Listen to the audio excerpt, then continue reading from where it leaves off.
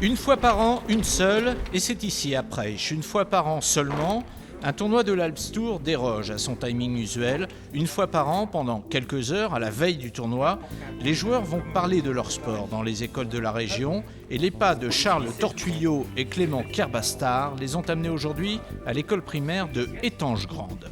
Avec Charles, on a bien discuté, bien rigolé de temps en temps. Donc on a bien profité de cette expérience.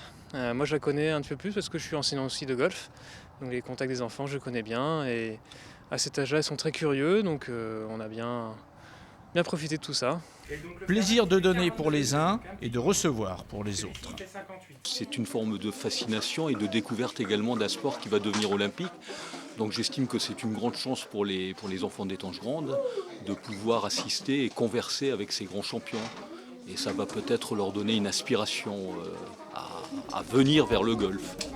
Seconde étape de ce voyage initiatique, la citadelle de Rodemack, dont le tournoi tient son nom, et qui depuis l'an dernier subit une entreprise de restauration XXL, travaux mis en œuvre par la communauté de Cattenom et environ, et qui donne lieu à d'importantes fouilles archéologiques. Une fois dans l'année, une seule, le golf fait le lit de l'histoire. On met un jour aujourd'hui des parties médiévales, des parties qui sont plutôt de 1700, 1750, 1800 et qui vont nous aider aussi à comprendre l'évolution du site à travers les siècles. L'évolution avec sa population mais aussi l'évolution défensive où ce site a dû à chaque fois s'adapter à l'avancée et au changement d'armement. Et vu de l'autre côté, le spectacle est nouveau, propice à dissiper la pression d'avant-tournoi.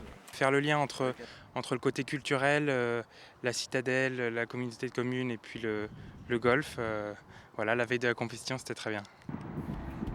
Dès jeudi, les enfants seront au bord du parcours pour participer par leur simple présence à cet événement qui est la 2e édition du Citadel Trophy.